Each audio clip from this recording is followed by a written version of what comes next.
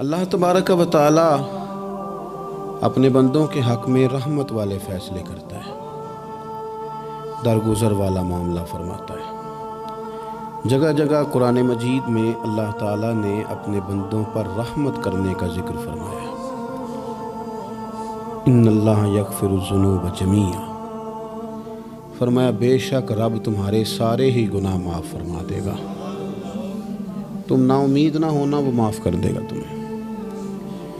قرآن مجید میں فرمایا ان اللہ بالناس لرؤوف الرحیم، بے شک اللہ اپنے بندوں پر بڑا ہی مہربان اور نہایت ہی رحم کرنے والا، رؤوف اور رحیم ہے، بڑا مہربان ہے، کرم فرماتا ہے۔ اللہ تعالیٰ اپنے بندوں سے بڑا جلد راضی ہو جاتا ہے، وہ اپنے بندوں کو بہت زیادہ مشقت میں نہیں ڈالتا، وہ اپنے بندوں سے اپنی نعمتوں کا بدلہ نہیں چاہتا، بہت سخت مشقت والی عبادتیں نعمتوں کے بدلے نہیں چاہتا، وہ بڑی جلدی رحم فرماتا ہے۔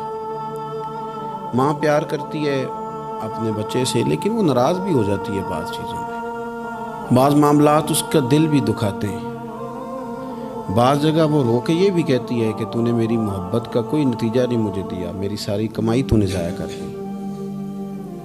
والد بہت ساری جگہوں پہ ناراض ہوتا ہے، شکوہ کرتا ہے، کہتا ہے میری بیماریوں کی، پریشانیوں کی، بڑھاپے کی، کمزوریاں کا سبب بیٹے تو ہی بن گیا ہے، یہ ساری تکلیفیں تو ٹھیک ہو جائیں تو میری شاید عمر بھی بڑھ جائے، صحت بھی ٹھیک ہو جائے، میں زیادہ دیر جوان رہ سکوں۔ ناراض ہوتے ہیں ماں باپ، اسی طرح ماں باپ راضی بھی ہو جاتے ہیں، وہ بڑی جلدی راضی ہو جاتے ہیں۔ میں اکثر کہتا ہوں کہ والد کو راضی کرنے میں 5-7 منٹ لگ جاتے ہیں، اماں تو 1.5-2 منٹ میں راضی ہو جاتی ہے۔ ابا جی کو 5-7 منٹ لگتے ہیں، کئی دفعہ کہنا پڑتا ہے، کوئی دلائل دینے پڑتے ہیں، لیکن والدہ کے لیے تو کچھ بھی نہیں، آپ نیرا جا کے پیروں میں بیٹھ ہی جائیں، کچھ بھی نہ کریں، آپ پورا روئیں، نہ رونے والا منہ ہی بن جائے تو اماں تو نرم ہی نرم ہے، جس وقت جو مرضی آپ کرا لیں ہو گیا۔ اللہ تبارک و تعالی بلا مثال و بلا تشبیہ سمجھانے کے لیے عرض کرتا ہوں، اللہ بھی بعض معاملات میں اپنے بندوں سے ناراض ہو جاتا ہے۔ وہ کہتا ہے میں تکبر کرنے والوں کو پسند نہیں کرتا، وہ کہتا ہے فسادی پسند نہیں ہے، وہ فرماتا ہے کہ راہوں میں کجی کرنے والے پسند نہیں ہیں، وہ فرماتا ہے کہ بدعہدیاں کرو گے تو میں صبح قیامت تم سے سوالات کروں گا۔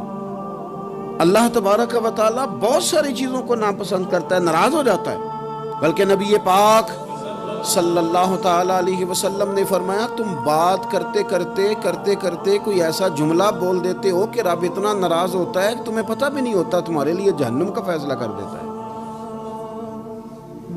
اس لیے پہلے تولو پھر بولو، خود اپنے لفظوں کی تو تم پہرے داری کرو نا کہ میں کیا کہہ رہا ہوں۔ کوئی ایسا جملہ، کوئی ایسی بات وارث شاہ مان کری نہ وارثاں دا، کوئی ایسی بات نہ تمہاری زبان سے نکلے۔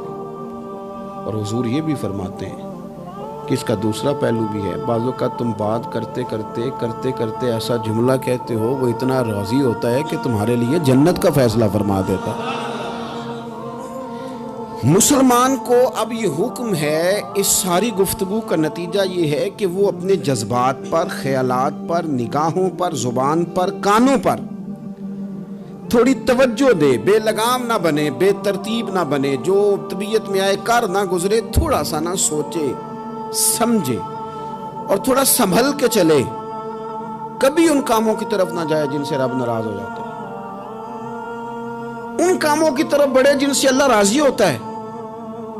میرے نبی پاک صلی اللہ تعالیٰ علیہ وآلہ وسلم نے ارشاد فرمایا، بعض احادیث میں لفظ یہ ہیں کہ اللہ اپنے بندوں کو دیکھ کے مسکراتا ہے، جو اس کی شان کے لائق ہے۔ جس ترتیب سے ہم مسکراتے ہیں، جس ترتیب سے ہم روتے ہیں، جس ترتیب سے ہم کسی بات کا اظہار تشکر کرتے ہیں، خدا ان باتوں سے پاک ہے۔ اب بہت ساری حدیثوں میں آیا کہ وہ مسکراتا ہے، تو کیا مطلب ہے مسکرانے کا؟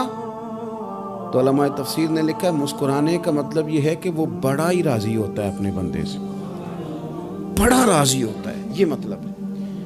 ایک تو مسکرانے کا مطلب یہ کہ وہ بڑا راضی ہو گیا، وہ مسکرا دیا اپنے بندے پہ، اور ایک اس کا معنی خود نبی پاک صلی اللہ تعالیٰ علیہ وسلم نے بیان فرمایا، مسند امام احمد بن حنبل میں حدیث ہے، حضور سید عالم علیہ السلام سے صحابہ نے پوچھا، یا رسول اللہ شہید تو بڑے لوگ ہوتے ہیں، شہیدوں میں افضل کون ہے؟ تو اللہ کے حبیب علیہ السلام فرمانے لگے، وہ والا بندہ جو ڈٹ گیا تھا کافروں کے مقابلے میں، وہ ہلا نہیں، پوری طرح ڈٹ کے جو لڑا وہ شہداء میں افضل ہے۔ حضور فرماتے ہیں وہ جنت کے بالا خانوں میں سیر کرے گا اور رب اسے دیکھ کے مسکرائے گا، رب اسے دیکھ کے مسکرائے گا، اللہ تعالیٰ مسکراتا ہے اسے دیکھ کے۔ اور اگلے جملے میں حضور نے وضاحت کر دی، فرمایا جب رب دنیا میں کسی پر مسکراتا ہے نا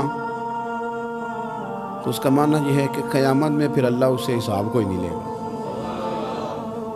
جس پر اللہ دنیا میں مسکرا دیا اس سے کوئی حساب، تو وہ کام ڈھونڈنے چاہیے نا جس سے اللہ مسکرائے۔ ویسے کبھی ہم ایسا کرتے ہیں کہ نہیں کہ کسی کو راضی کیا جائے؟ یہ کام ہم کرتے ہیں کہ ہماری کمپنی کا جو سربراہ ہے وہ ہم سے راضی رہے، جس ادارے میں ہم پڑھاتے ہیں اس ادارے کا بڑا ہم سے راضی رہے، یہ کرتے ہیں ہم۔ اس کے لیے کچھ نہ کچھ ہیلے بہانے ہم کرتے ہیں، برادری، قبیلہ، علاقہ، بستی، لوگ کسی طریقے سے ہمارے ساتھ مطمئن رہیں، کرتے ہیں نا یہ سارے کام۔ اس میں تھوڑی مشکل بھی ہمیں آتی ہے لیکن کرتے ہیں، کیا کریں۔ گھر میں بھی کئی دفعہ ایسا ماحول بنانا پڑتا ہے۔ چلیں ایک اور میٹھی مثال دیتے ہیں، زیادہ سمجھ میں آئے گی۔ چھوٹا بچہ خوش رہے، آپ اس کے لیے محنت نہیں کرتے؟ وہ چھوٹا ہے، اس کو خوش کرنا فرض ہے ابا پہ، لیکن وہ کہتا ہے کہ میں نے موٹر سائیکل لینا ہے۔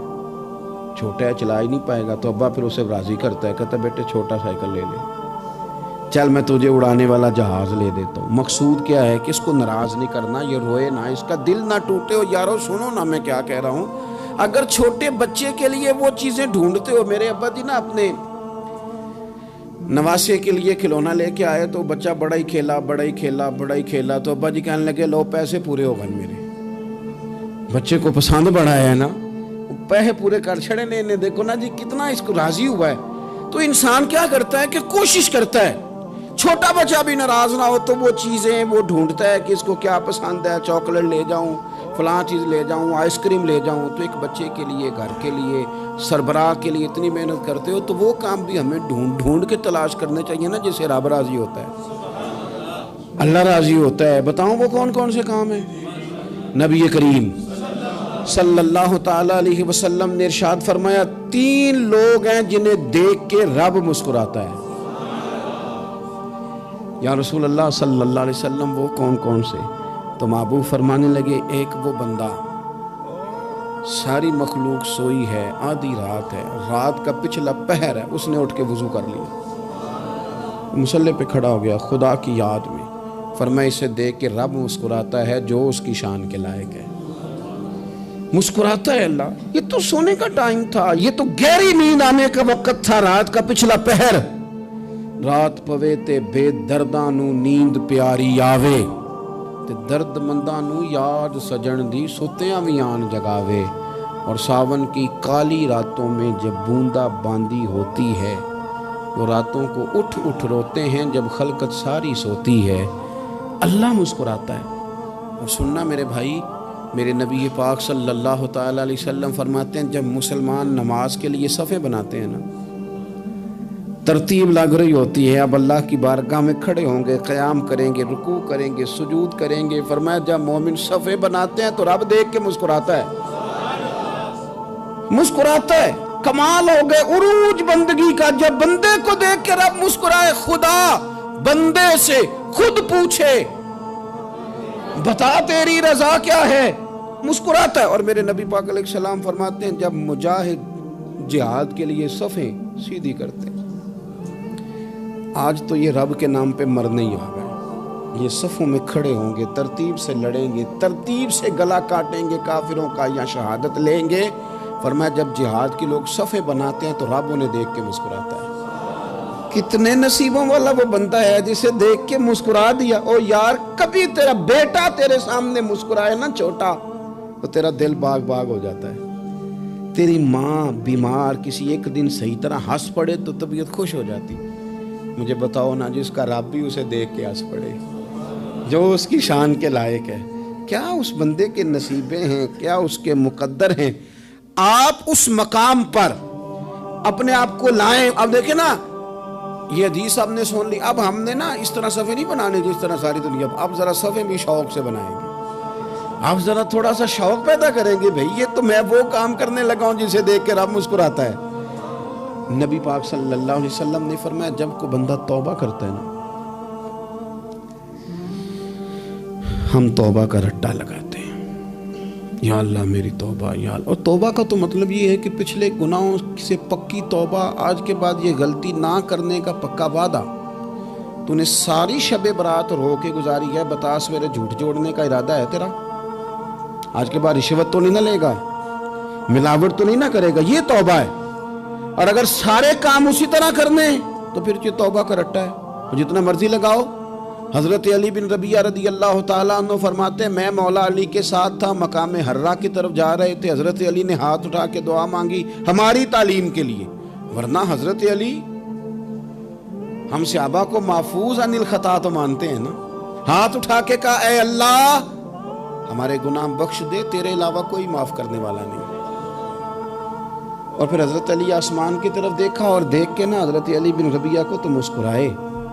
حضرت علی بن ربیعہ کہنے لگے حضور مسکرائے کیوں ہو؟ فرمانے لگے ایک دن میں حضور کے ساتھ اسی طرح آیا تھا, اسی طرح حضور نے دعا فرمائی تھی ہماری تعلیم کے لیے, اور پھر حضور مجھے دیکھ کے مسکرائے تھے اور فرمایا جب کوئی بندہ رب کی بارگاہ میں اس طرح استغفار کرتا ہے تو رب مسکراتا ہے, اور مسکرا کے فرماتا دیکھ لو میرے بندوں کو پتا ہے کہ میرے علاوہ معاف کرنے والا کوئی نہیں, انہیں پتا ہے. تم اس کی بارگاہ میں رجوع تو لاؤ, آؤ تو صحیح دو آنسو لے کر. اقبال کہتے ہیں کہ موتی سمجھ کے شان کریمی نے چن لیا, قطرے تو گرے میرے ار کے انفعال کے. دو میں نے آنسو بہائے تھے تو اس کے کرم نے تو موتی سمجھ کے چن لی. سنو نا حضور اس استغفار کو اللہ کو یار رات کو توبہ کر کے سونا چاہیے ہمیں. کچھ غلطیاں ہم کرنا نہیں چاہتے پر ہم سے ہو جاتی ہیں, کچھ دل ہم توڑنا نہیں چاہتے پر وہ ٹوٹ جاتے ہیں, ہماری مجبوری ہوتی ہے ٹوٹ جاتے ہیں. رات کو اس کی بارگاہ میں ہاتھ باندھ کے کشکول طلب دراز کر کے خوب استغفار پڑھنا چاہیے کہ مالک بندے ہیں نا کیا کریں, نفس کا ساتھ ہے, دنیا کا ساتھ ہے, خواہشات نفسانیہ, مالک معاف کر دے. درد سے توبہ, رسم نہ ہو, کہانی نہ ہو, لفظ نہ ہو, جملے نہ ہو, اور جناب ایسے لوگوں کے بیچ بڑے ہاتھ باندھ کے اور بڑا کوئی ضرورت نہیں. آپ اکیلے اپنی چارپائی پہ بستر کے اندر منہ دے کے بھی درد سے کہیں گے نا معاف کر دے تو وہ تو مہربانی بڑا ہے. میرے نبی پاک صلی اللہ علیہ وسلم مثال دیتے ہیں, فرمایا ایک آدمی صحرا میں جا رہا, صحابہ سے حضور خطاب کر رہے ہیں, فرمایا ایک آدمی صحرا میں جا رہا تھا, اس نے اپنی اونٹنی پہ کھانا پانی پیسے ہر چیز رکھی ہوئی تھی. صحرا تھا بہت بڑا, درمیان صحرا کے گیا تو تھوڑا سا سستانے کے لیے آرام کرنے کے لیے اونٹنی سے نیچے اترا. اب اس نے اونٹنی کی لگام, اونٹنی کی نکیل اپنے سرہانے کے نیچے رکھی, ہاتھ کے ساتھ پکڑی اور سو گیا. تھوڑی ہی دیر کے بعد جب اس کی آنکھ کھلی تو دیکھا اونٹنی غائب ہے. صحرا میں وہ پیدل نہ آگے جا سکتا ہے, نہ پیچھے جا سکتا ہے, نہ دائیں نہ بائیں, کھانے کو روٹی نہیں, پینے کو پانی کا قطرہ نہیں, تھوڑا ادھر بھاگا ادھر بھاگا, تھک گیا.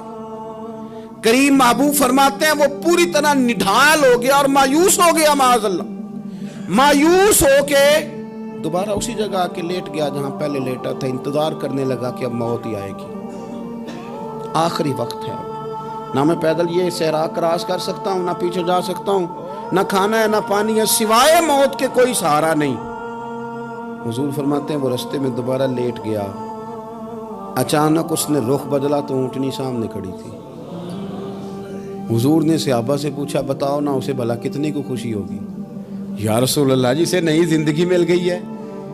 آپ دیکھیں نا سارے ڈاکٹروں نے کہہ دیا کہ اس کے تو گردے معدہ جگر ہر چیز ختم ہے, گھر لے جاؤ خدمت کرو, ہر طرف پریشانی ہے. وہ بندہ بھی سمجھ گیا ہے کہ آخری وقت آ گیا, کل جاؤں پرسوں جاؤں, تیاری ہو گئی, سب لوگ آ گئے, باہر والے بھی آ گئے, یہ ماحول ایک عجیب رنگ اختیار کر گیا. اچانک ایک ڈاکٹر نے آ کے کہا نہیں غلطی لگ گئی تھی. مجھے بتائیے انداز کیا ہوتا ہے؟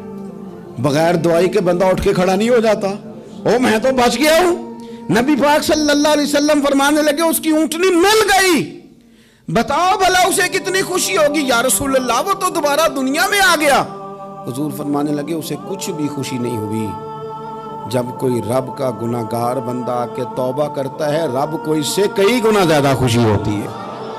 میرا بندہ آ گیا ہے، میرا بندہ آ گیا ہے، میرے گھر آ گیا، اس نے آنسو بہائے ہیں، اس نے کہا اللہ میں تیرا ہی ہوں، تیرا ہی رزق کھاتا ہوں، تیری ہی زمین پہ رہتا ہوں، تیرے نام سے میری سانسیں چلتی ہیں۔ وہ آ گیا، فرمایا اس اونٹنی والے سے زیادہ رب کو خوشی ہوتی ہے جب گناہگار آ کے توبہ کرتا ہے۔ گناہگاروں کے آنسو اس کی بارگاہ میں بڑے مقبول ہیں، لیکن ہم رسم ادا کرتے ہیں، توبہ نہیں کرتے۔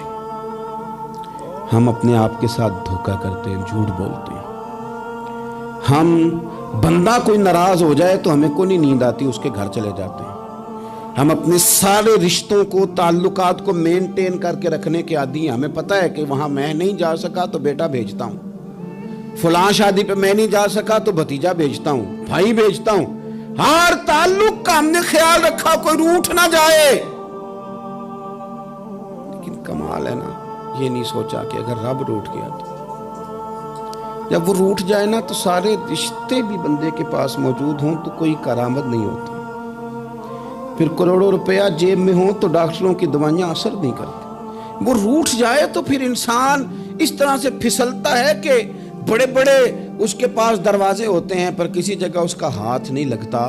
خدا را خیال کریں، دنیا روٹھتی ہے تو روٹھ جائے، رب رسول ناراض نہ ہونے پائیں، اس کا خیال کریں۔ حضور فرماتے ہیں وہ مسکراتا ہے، اسے خوشی ہوتی ہے جب کوئی اس کا بندہ اس کی طرف رجوع کرتا ہے۔ میرے عزیزو، رسول پاک صلی اللہ تعالی علیہ وسلم نے ان لوگوں کے تذکرے کیے جنہیں دیکھ کے رب مسکراتا ہے۔ ہم نا گناہگاروں پر بھی فتویٰ دینے میں جلدی کرتے ہیں اور نیکی پر بشارت دینے میں بھی جلدی کرتے ہیں، حالانکہ یہ ہماری ذمہ داری نہیں۔ پتہ نہیں اللہ تعالیٰ کس کو کب توفیق توبہ دے کے اپنے قریب کر لے، لیکن بڑی جلدی ہے، بڑی جلدی فتویٰ دینے میں۔ اور یہ فتویٰ اب صرف مفتیوں کا نہیں رہ گیا، یہ میری طرح کے، آپ کی طرح کے ڈھیروں لوگ ہیں جنہوں نے جیبوں میں فتوے ڈالے ہوئے۔ بھئی آپ نے کیوں ذمہ داری لے لی ہے جنت میں داخل کرنے کی اور نکالنے کی؟ یہ تو میرے رب کریم کا کرم ہے، وہ جس کو چاہے جب چاہے جتنا چاہے عطا کرے۔ لیکن کچھ لوگ نا بڑے پکے ہو گئے ہیں کہ شاید جو میں سوچ رہا ہوں وہی درست ہے۔ کبھی کبھی کچھ چیزیں عجیب بھی ہوتی ہیں، لہذا خدا کی رحمت پر بھروسہ کر کے بات کرنی چاہیے، اپنی مرضی کے فتوے نہیں داغنے چاہیے۔ وہ دیکھو جی فلانا بندہ یوں کر رہا ہے، آپ کو پتہ ہی نہیں پوری بات کا، آپ کو علم ہی نہیں پوری بات کا۔ حضرت بہاءاللہ نقشبند بخاری رحمت اللہ علیہ فرماتے ہیں میں حج کرنے گیا تو وہاں میں نے ایک آدمی کو کروڑوں کا کاروبار کرتے دیکھا تو میرے دل میں خیال ہے یہاں بھی اللہ اللہ کرنی چاہیے تھی، دنیا داری کر رہا ہے۔ لیکن فرماتے ہیں حج سے فارغ ہوئے تو میں نے دیکھا وہی بندہ سارا کچھ رب کی بارگاہ میں خیرات کر رہا ہے، اور سینکڑوں غریب حاجی ہیں جن کو پورے خرچے دے رہا ہے۔ تو میں نے وہیں اپنی سوچ سے توبہ کی کہ میں کہاں تھا۔ بڑی جلدی کھڑے نہ ہو جائیں۔ حضرت حسن بصری رحمت اللہ تعالیٰ علیہ ارشاد فرماتے ہیں کہ میں دریا کے کنارے گیا تو وہاں میں نے ایک شخص کو دیکھا، وہ اپنی ایک خاتون کی گود میں سر رکھ کے بیٹھا اور قریب ایک بوتل بھی پڑی ہے۔ میرے دل میں معاذ اللہ خیال آیا کہ دیکھو کس انداز میں ایک عورت کے ساتھ یہ ہے اور پاس بوتل بھی پڑی ہے، جانے شراب ہے۔ کہتے میں سوچ ہی رہا تھا کہ اچانک کی کشتی آ رہی تھی دریا میں، وہ ہچکو لے کھائے، کشتی میں 4-5 لوگ تھے، وہ دریا میں ڈوبنے لگے۔ وہ آدمی تیزی سے اٹھا، دریا میں چھلانگ لگائی، پہلے ایک کو نکالا، پھر دوسرا نکالا، پھر تیسرا نکالا، ایک بندہ رہ گیا۔ کہنے لگا حضور مجھے تو آپ نے گناہگار سمجھا ہے، میں تو بڑے غلط انداز میں یہاں بیٹھا ہوں، آپ نے جو سوچا چلیں یہ چوتھا بندہ آپ نکالنا ہے، کرے نا یہ کام، کرے نا یہ کام۔ بڑے بھولے بھالے بڑے اللہ والے، ریاض آپ کو بس ہم ہی جانتے ہیں، اتنی جلدی فتویٰ۔ حضرت حسن بصری فرماتے ہیں میں پشیمان ہوا، میں نے کہا مجھے تیرنا نہیں آتا، تو دیر نہ کر، چوتھا ڈوب نہ جائے۔ کرتے اس نے چھلانگ لگائی، چوتھا بھی نکال لایا اور کہنے لگا حضرت آپ نے جلدی کی سوچنے میں، یہ بی بی میری ماں ہے اور یہ سرکے کی بوتل ہے۔ ہم ماں بیٹے کا یہ مشغلہ ہے کہ یہ وہ جگہ ہے جہاں آ کے لوگ مسافر اترتے ہیں، اور یہاں سے کسی کا گھر 100 میل ہے، کسی کا 200 میل ہے۔ ہم صبح سرکہ، کھجوریں، روٹیاں لے کے یہاں آتے ہیں، مسافروں کی نوکری کرتے ہیں، کوئی پریشان ہو تو مدد کرتے ہیں۔ حضرت خواجہ حسن بصری فرماتے ہیں میں نے معافی مانگی، ان سے بھی مانگی، رب سے بھی مانگی، انہوں نے مانگ لی نا بزرگ تھے، پر ہم کو نہیں تیار مانگنے کو. ہم ہر وقت بدگمانیاں، وہ فلانا فلانے جرم کرتا تھا، میں اسے اب کیسے نیک مان لوں؟ بھئی اب وہ نمازی ہے، خدا کے گھر آتا جاتا ہے، اب اللہ کی بارگاہ میں حاضر ہوتا ہے. جب رب نے معاف کر دیا تو بھی سوچ بدل جا. سنیں حضور کیا فرماتے ہیں. نبی پاک صاحب الاخلاق صلی اللہ تعالی علیہ وسلم فرماتے ہیں، مسند امام احمد بن حنبل دیکھیے، فرمایا رب اس وقت بڑا ہی مسکرائے گا جب قاتل بھی جنت میں جائے گا، مقتول بھی جنت میں جائے گا. یا رسول اللہ مقتول تو گیا، یہ قاتل کیسے چلا گیا؟ حضور فرماتے ہیں جائے گا، اور جائے گا اور رب مسکرائے گا، جو اس کی شان کے لائق ہے. یا رسول اللہ کس طرح؟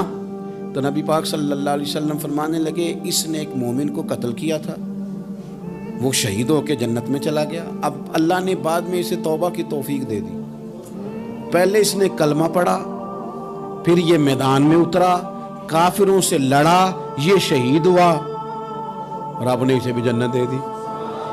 قاتل بھی جنت میں، مقتول بھی جنت میں. اور بات اتنی انوکھی ہے کہ رب دیکھ کے مسکرا رہا ہے، جو اس کی شان کے لائق ہے. ہم جلدی میں ہیں، ہم انتظار نہیں کر رہے کہ شاید توبہ کر جائے، ہم انتظار نہیں کر رہے. لیکن میرے عزیز اتنی جلدی نہ کریں. سوچوں کا صاف ہونا، ذہنوں کا پاک ہونا، اور لوگوں کے بارے میں گمان کا اچھا ہونا.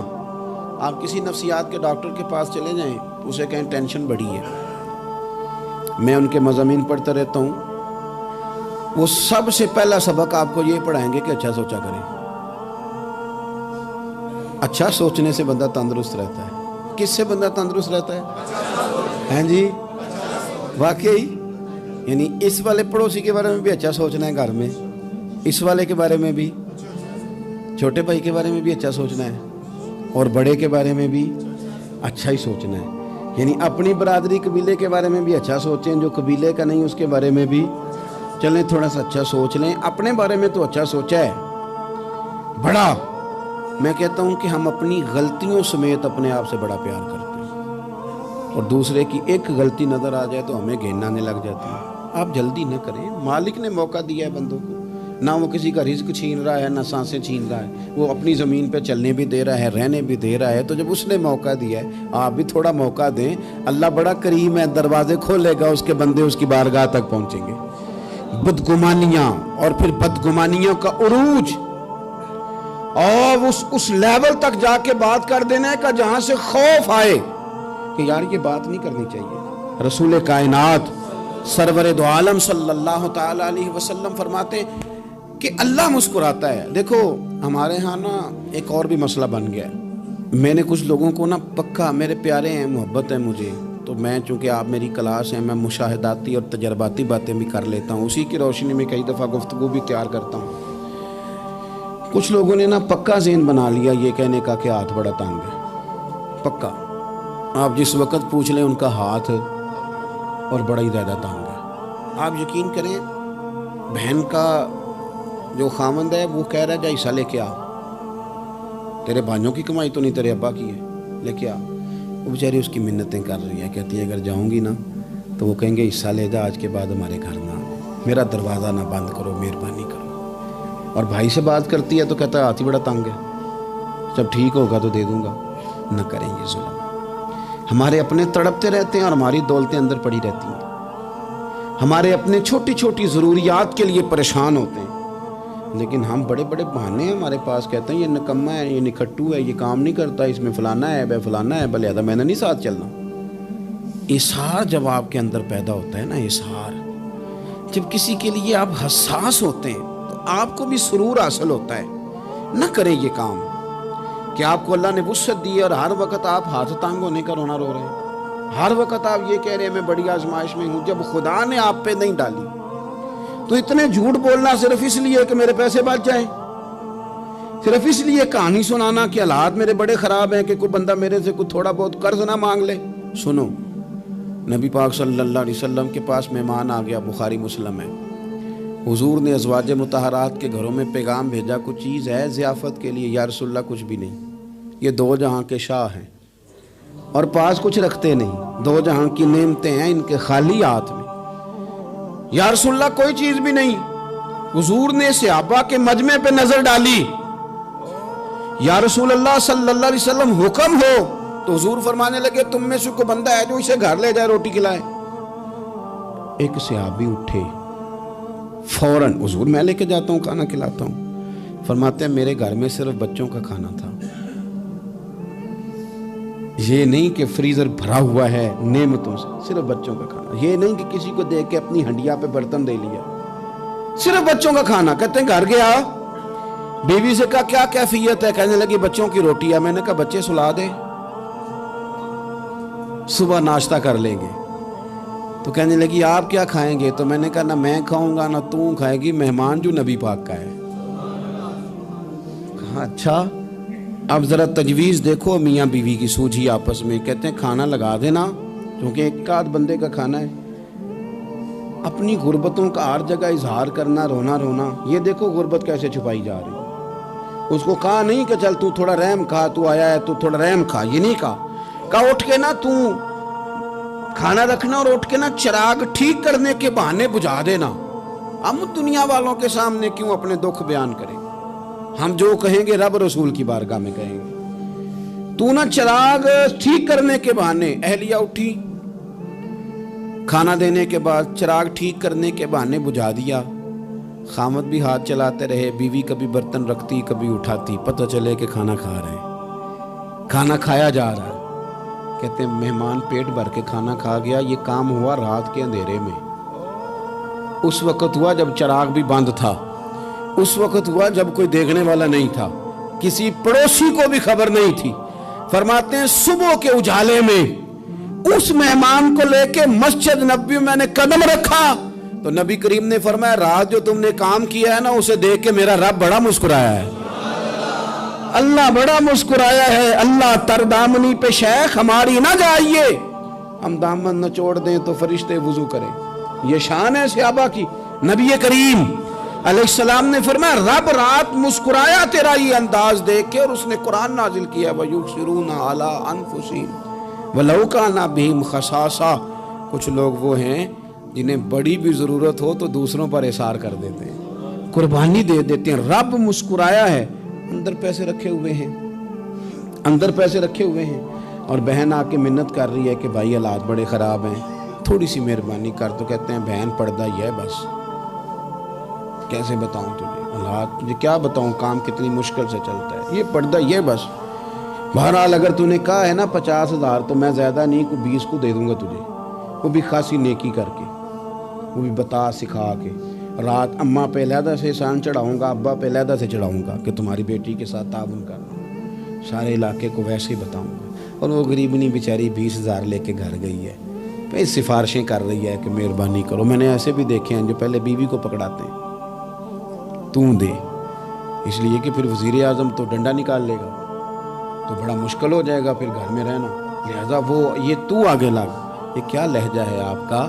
یہ تو کسی کو بھی دیں تو چھپا کے دینے کا حکم ہے، کسی کو بھی دیں تو ہمیں حکم یہ ہے کہ سیدھے ہاتھ سے دینا ہے، الٹے کو خبر۔ اور یہ جو بالکل ہی اپنے ہیں ان پر تو پردہ پوشی آپ کے لیے ویسے ہی ضرورت تھی۔ میرے عزیز رب مسکراتا ہے۔ میرے نبی پاک علیہ السلام نے یہ اعمال ہمیں بتائے جن پر اللہ مسکراتا ہے، خوش ہوتا ہے۔ اور بعض لوگوں کو حضور نے نامینیٹ کیا، حضرت سعد بن معاذ رضی اللہ تعالیٰ عنہ عظیم صحابی تھے۔ یہ وہ خوبصورت صحابی ہیں جن کے جنازے کو کندھا میرے نبی پاک نے عطا فرمایا، حضور نے کندھا عطا فرمایا۔ کمال ہو گئی، نرخ بازار محبت کا انوکھا ہی ہو گیا، خود خریداروں میں شامل آ کے مولا ہو گیا۔ حضور نے کندھا دیا۔ حضرت سعد بن معاذ رضی اللہ تعالیٰ عنہ کا جب جنازہ اٹھا، ان کی والدہ رو پڑی، بڑے درد سے روئی، ماں تھی نا۔ ان کی آواز جب حضور تک گئی تو نبی پاک نے فرمایا آنسوؤں کو روک لے، آواز کو کم کر لے، تیرے بیٹے کی تو جب روح پرواز ہوئی ہے تو رب مسکرایا ہے۔ جس کے آنے پہ رب راضی ہو مسکرا دے جو اس کی شان کے لائق ہے۔ یہ تو وہ لوگ ہیں کہ جن کے جانے پر نا رب، وہ کسی نے کہا تھا کہ میرے مرنے پہ ہر سو شور مچ جائے گا، دیکھو گے میرے مرنے پہ ہر سو شور تمہیں پتہ چل جائے گا جب ہم جائیں گے، میرے مرنے پہ ہر سو شور مچ جائے گا دیکھو گے، اور کہنے الوداع سرکار خود تشریف لائیں گے۔ اور درویش کہنے لگے بعد مرندے مکھڑا میرا ہو جاوے جے تازہ، پھر سمجھ لینا محبوب میرے نے آن پڑے ہے جنازہ، اور عاشق کا جنازہ ہے ذرا دھوم سے نکلے اور محبوب کی گلیوں سے ذرا گھوم کے نکلے۔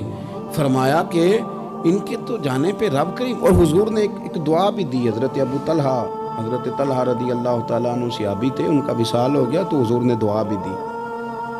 فرمایا یا اللہ جب میرا طلحہ آئے نا تو اس سے مسکرا کے بات کرنا، یہ تجھ سے مسکرا کے بات کرے جو تیری شان کے لائق ہے۔